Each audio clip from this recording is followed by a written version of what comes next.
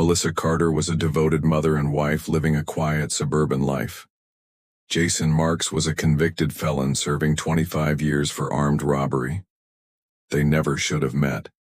But when Melissa found his profile on a prison pen pal site, a dangerous obsession began.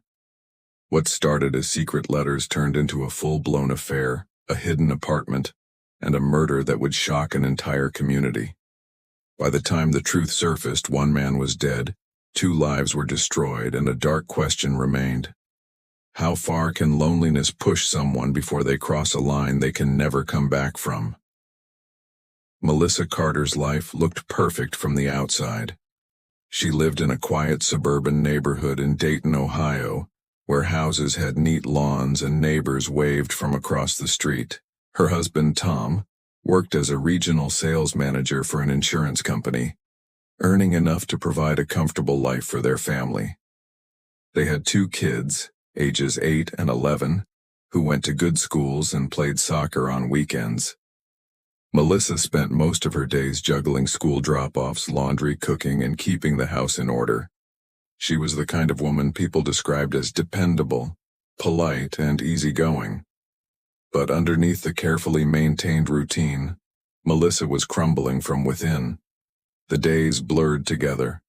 Mornings were filled with chaos, packing lunches, refereeing fights over toothbrushes, and rushing out the door. By the time she returned from the school run, the house was empty and quiet, and that silence gnawed at her. Tom had become more of a roommate than a husband. His long work hours left little time for connection. Even when he was home, he was glued to his laptop or answering calls. They barely spoke, and when they did, it was about groceries or the kids' schedules. The affection had drained out of their marriage so gradually that Melissa hadn't noticed until she realized she couldn't remember the last time he had touched her affectionately, or even really looked at her. She tried to distract herself with hobbies, reading, gardening, baking, but nothing filled the void. Friends she once confided in were now more like acquaintances. Everyone was busy with their own lives. She felt like she was fading, losing her sense of self, and no one seemed to notice. Her phone became her escape. Social media was her main form of entertainment, scrolling through filtered lives that only made her feel more inadequate. That was how she stumbled across the Prison Pen Pal website. It had popped up in a Reddit thread titled, "Weird Ways to Kill Boredom." Out of curiosity, she clicked the link. The site was simple, with profiles of inmates across the country looking for connection. Some were serving short sentences, others for life. Many wrote about loneliness, redemption, and second chances. At first, Melissa found the idea ridiculous. She told herself she was just looking for a distraction, something to break the monotony. But the more she browsed, the more fascinated she became. There was something raw about the letters these men wrote. Unguarded, emotional, brutally honest. It was the kind of communication she hadn't experienced in years. Late one night, after the kids had gone to bed and Tom was snoring on the couch, she made an account using only her first name and a P.O. box she had used for an old Etsy business. Within hours, messages started coming in. Some were crude and immediately deleted, but one stood out. Jason Marks.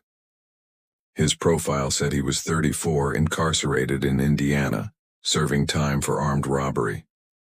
His message wasn't flirtatious or dramatic. It was thoughtful. He talked about books he liked, how prison had changed his perspective on life, and how he missed the sound of birds in the morning. Melissa wrote back. The first few letters were short. She didn't share much. But Jason always responded with care. He asked questions. He listened. He remembered small details. Soon their letters became longer, filled with stories from her past and hopes she barely realized she still had. Jason made her feel like she mattered, like her thoughts were important. She started to crave the letters. Waiting for them became the highlight of her week. Eventually, Jason was approved for video calls. The first time she saw him, Melissa's heart pounded. He wasn't classically handsome, but he had a presence, Intense eyes, confident posture, a slow, deliberate way of speaking. Seeing him made everything feel more real. They talked for 30 minutes, but it felt like seconds. Afterward, she lay awake in bed, feeling more alive than she had in years. Weeks passed, then months. Melissa was now fully invested.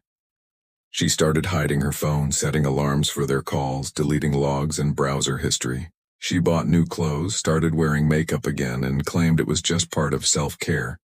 But the truth was, she was preparing herself for Jason. Her children noticed the changes. So did Tom, who asked if she was feeling okay. She nodded and said she was fine, but inside she was anything but. Melissa Carter, once a quiet wife and mother in the suburbs, had begun living a double life, and she had no idea just how far she was willing to go to keep the fantasy alive. The letters between Melissa and Jason grew into something neither of them had expected. At first it was just casual, swapping thoughts about movies, food cravings, and snippets of their pasts. But before long, their messages turned deeply personal. Melissa found herself confessing feelings she hadn't dared admit even to herself. She told him about the emptiness in her marriage, the weight of motherhood, and how she often felt like a ghost in her own life. Jason responded with stories of his own, regrets from his youth, the friends he had lost, and the years of wasted time behind bars. He never judged her. He told her she was brave for reaching out. He called her beautiful, intelligent, and strong, words Melissa hadn't heard in years. She soaked in the attention like dry ground after a storm. It was addictive. She waited for his letters like a teenager waiting on a crush to text back. She rearranged her days to check the mail alone. Each envelope was like a secret door into a life that felt more real than her own. Jason, too, began opening up more. He wrote about how prison had made him reflect on the people he had hurt, the opportunities he had thrown away, and the kind of man he wanted to be. He described life inside the walls with stark detail, the noise, the boredom, the constant tension. But his letters were never self-pitying. He framed himself as someone who had changed, someone who deserved another chance. Melissa believed him. In her eyes, Jason wasn't a criminal. He was a broken man trying to piece himself back together. And she wanted to help him. When their correspondence turned into video calls, the connection deepened. The first time she saw Jason's face moving in real time, she was nervous. But his smile put her at ease. His voice was steady and calm, and he looked directly into the camera when he spoke to her. The calls became more frequent, once a week, then twice, then almost daily. Melissa would hide in the guest room with the door locked, the light dimmed, and her laptop on her knees. She told her family she was taking online courses or talking to her sister. No one questioned her. The way Jason talked to her made her feel seen.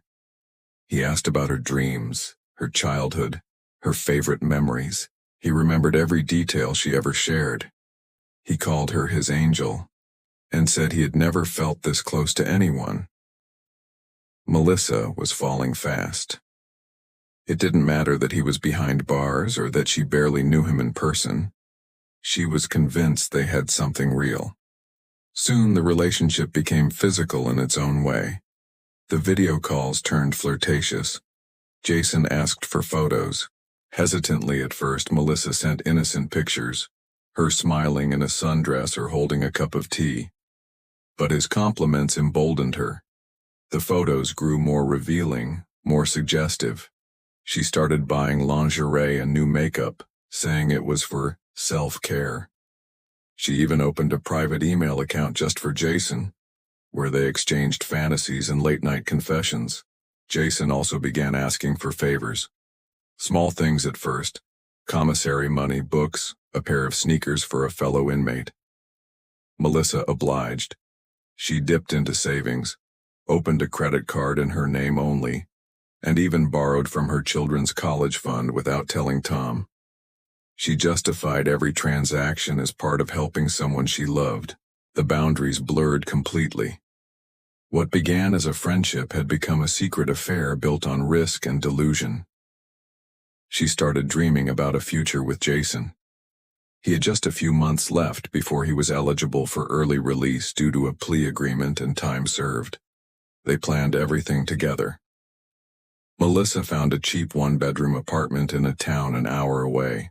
She told herself it was temporary, just a place for Jason to get on his feet. But deep down, she imagined living there with him, starting over far away from her old life. Jason fueled the fantasy. He talked about getting a job, staying out of trouble, and building a life with her. He promised they would travel, start a business, maybe even have a child together. He painted a vivid picture of their life after prison. Just the two of them, no secrets, no pain. Melissa clung to every word. But Jason was not everything he seemed. Unbeknownst to her, he was writing to other women from the same prison. Women he called baby, sweetheart, and my only one, just as he did to her. Melissa was not the only one sending money or sharing intimate parts of her life. She believed she was special. Jason made her believe that. And as the date of his release drew near, Melissa felt herself pulled deeper into a world she no longer controlled. One built on illusion, danger, and secrets that would soon come crashing down. Melissa's life became a carefully constructed web of lies. Every movement was calculated, every word rehearsed. She was living in two worlds. One as the dutiful wife and mother, the other as the secret lover of a convicted felon who was just weeks away from being released. The pressure was mounting, but Melissa was in too deep to stop. She began spending more time away from home, telling Tom she had joined a book club or was helping an old friend with wedding plans. In reality, she was driving to the apartment she had rented under a fake name. It was a small, sparsely furnished one-bedroom on the edge of a neighboring town. She paid in cash, decorated it minimally, and stocked the kitchen with instant meals and basic supplies. She called it a temporary setup, but in her mind, it was a sanctuary, a place for her and Jason to start fresh. Her behavior at home continued to shift. She was more distracted, often lost in thought. She snapped at the kids over small things and started missing school functions and family dinners. Tom noticed the change. He asked questions. She brushed him off, blaming stress, hormones, and exhaustion. When he offered to help more around the house, she dismissed him with a forced smile. The truth was, she no longer wanted his attention. Her heart, her time, and her loyalty belonged to someone else. Jason's influence on Melissa was growing stronger. He became more demanding during their calls. He wanted updates on the apartment, details about the money she was sending, and constant reassurance that she was committed. Melissa gave him everything he asked for. When he hinted that he didn't trust easily, she went out of her way to prove her loyalty. She stopped talking to her few remaining friends. She avoided spending time with Tom. She devoted her emotional energy entirely to Jason. She also began altering her appearance. She dyed her hair darker, changed her wardrobe, and started wearing perfume she said reminded her of who she used to be. But these weren't changes for herself. They were for Jason. She wanted to become the version of herself that existed in his letters and calls. Bold, passionate, and devoted. It was a role she played with more conviction than any she had taken on in her real life. As Jason's release date approached, Melissa's anxiety deepened. She cleaned the apartment obsessively, checking every detail to make sure it was perfect. She bought him clothes, toiletries, and even a prepaid phone. Everything he would need to start over, but the excitement was tinged with fear. Jason's tone had begun to change. He grew colder, more impatient. If she was late for a call or missed a payment, he would lash out, accusing her of betrayal or lying. Melissa tried to calm him, reassure him, explain that things were just complicated at home. But deep down the shift unsettled her. Despite her unease, she was still desperate to believe in the future they had planned. When Jason was finally released, Melissa picked him up outside the prison gates before dawn. She wore a new dress, had her hair freshly done, and brought him a coffee just the way he liked it, based on what he told her months before. Seeing him in person was surreal. He was taller than she remembered, leaner with a roughness that hadn't come through in the video calls. He didn't say much on the ride to the apartment. She took his silence as nerves. Once at the apartment, things didn't unfold like she'd imagined. Jason didn't seem impressed or grateful. He dropped his duffel bag, walked around the space in silence, and then collapsed on the couch. Over the next few days, the tension grew. Jason stayed out late and came back smelling of alcohol and smoke. He spent hours on the phone with people Melissa didn't know and didn't explain where he'd been. When she questioned him, he turned defensive. He reminded her how much she had promised, how much she owed him. Melissa began to feel trapped. She had isolated herself from everyone, burned through thousands of dollars, and committed herself to a man who now treated her with contempt. But she couldn't walk away. Jason had everything. Her secrets, her photos, even her financial information. More than that, he had control. He knew about her children, her husband, and the lengths she had gone to for him. He reminded her that she had just as much to lose if the truth came out. Then came the threat. One night after an argument about money, Jason told her that if she ever thought about leaving, he would ruin her life. It wasn't a dramatic outburst. It was quiet, deliberate, and terrifying. Melissa realized she wasn't in a relationship. She was in a trap of her own making, and the man she thought she loved had become a stranger. Still, she stayed. Not because she wanted to, but because she didn't see a way out. What she didn't know was that the situation was about to spiral into something far worse. Tom, suspicious and tired of the lies, had started tracking her movements. He knew she was hiding something, and soon he would discover just how deep her betrayal ran. Melissa's double life was cracking at the edges, but she kept holding it together with trembling hands. Every day became a balancing act between pretending to be the loyal wife and secretly managing a volatile relationship with a newly freed ex-convict. She lived in constant fear of being found out. The lies were piling up faster than she could keep track of them. Receipts were hidden in the bottom of her purse. Emails were deleted before she left the apartment. Her phone was guarded like a state secret. Still, Tom was growing suspicious. He had started watching her closely, asking more questions, noticing missed calls, and quietly tracking her location through the family phone plan, something Melissa didn't know he had access to. Jason, meanwhile, was spiraling. His promises of turning his life around dissolved the moment he stepped into freedom. He didn't get a job, despite telling Melissa he was applying every week. He had no interest in keeping a low profile. Most days he slept until noon, then disappeared until late at night. He surrounded himself with shady acquaintances, men and women who hung around the apartment drinking and smoking. Melissa hated them. She felt unsafe, but Jason dismissed her concerns. He called her dramatic, accused her of trying to control him. The emotional abuse worsened. If she didn't give him money, he accused her of betrayal. If she questioned where he went, he would explode in rage. At times, he would go completely silent for hours, then return with sudden affection, only to turn cold again.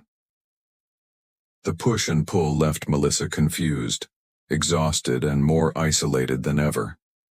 Despite everything, she continued to cover for him. She told herself this was a phase, that Jason was just adjusting to life outside prison, that things would get better.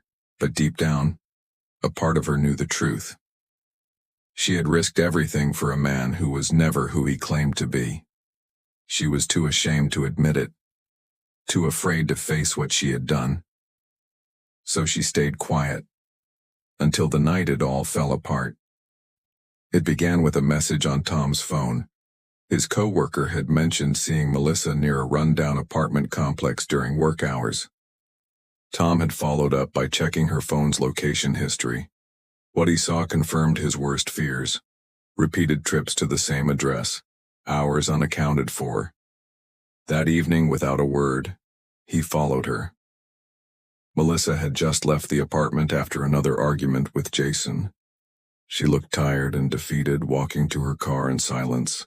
As she opened the driver's side door, Tom pulled in behind her, blocking her exit. He stepped out of his car, confused and furious, demanding to know what was going on. Jason, who had been watching from the second-floor window, appeared moments later. What followed was chaos. Tom shouted, asking who Jason was. Jason swaggered down the steps and inserted himself between them. Words escalated quickly into shoving. Melissa tried to step between them, but both men ignored her. Then came the sound of a bottle breaking. A neighbor watching from a nearby balcony would later tell police she saw one man swing at the other, then heard a loud thud as someone hit the pavement. The next morning, Tom's body was found in a ditch 3 miles from the apartment. His head had been struck multiple times. The medical examiner ruled it blunt force trauma. His car was missing, and his phone had been wiped clean. For hours, no one knew what had happened. Melissa, in a panic, told police that Tom had shown up angry, argued with Jason, and left on foot. She said she had no idea what happened afterward. But her version of events began to unravel fast. Surveillance footage from a nearby gas station showed Melissa and Jason driving off in Tom's car, just 30 minutes after the fight. Security cameras later caught Jason alone dumping items in a storm drain. Police recovered bloodied clothing and a broken bottleneck, matching wounds found on Tom's body. Texts between Melissa and Jason painted a darker picture. Hours before the confrontation, Melissa had written, "He's figured it out. He's coming. I'm scared." Jason replied, "Then he made his choice." Another message from her read, "Do whatever you have to. I'll back you." Investigators now saw the situation not as a spontaneous fight, but as a planned ambush. They believed Melissa lured Tom to the apartment, knowing Jason was capable of violence. Whether or not she expected him to be killed, she had set events in motion that ended in murder. Melissa was arrested 2 days later. Jason was found hiding at a cousin's house in Illinois. Both were charged, she with conspiracy, he with second-degree murder. Their fantasy had ended not in freedom, not in love, but in a brutal, senseless death.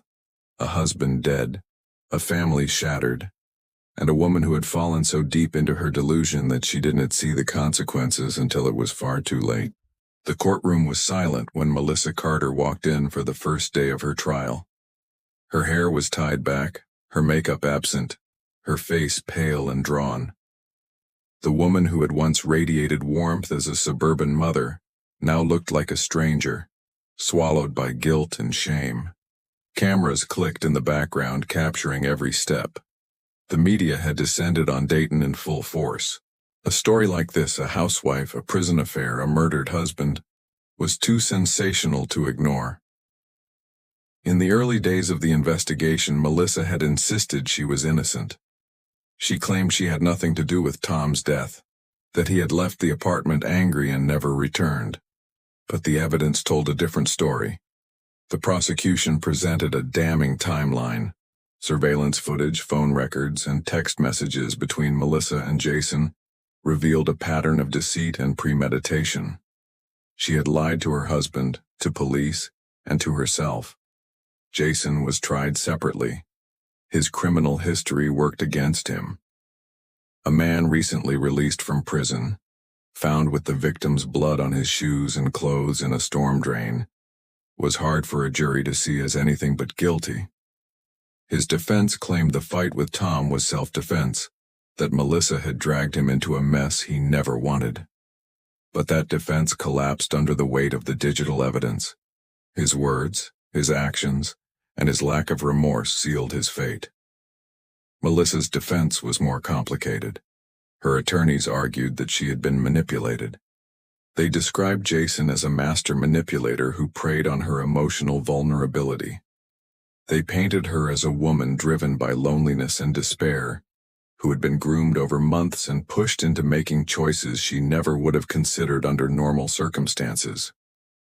There was some sympathy for her. Even some jurors admitted they saw her as a tragic figure at first. But that sympathy didn't last.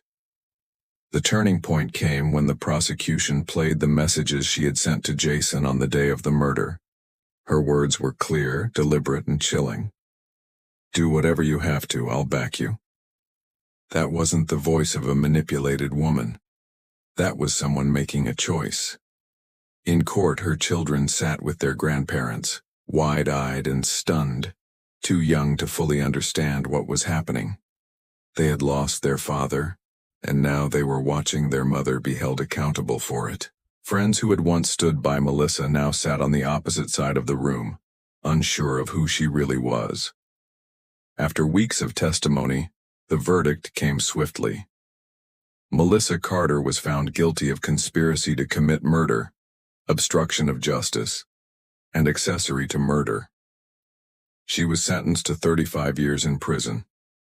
Jason Marks received life without the possibility of parole. The public reaction was explosive. News outlets ran headlines like "Suburban wife turned killer" and "From housewife to accomplice." The case sparked endless debate online. Was Melissa a victim or a villain?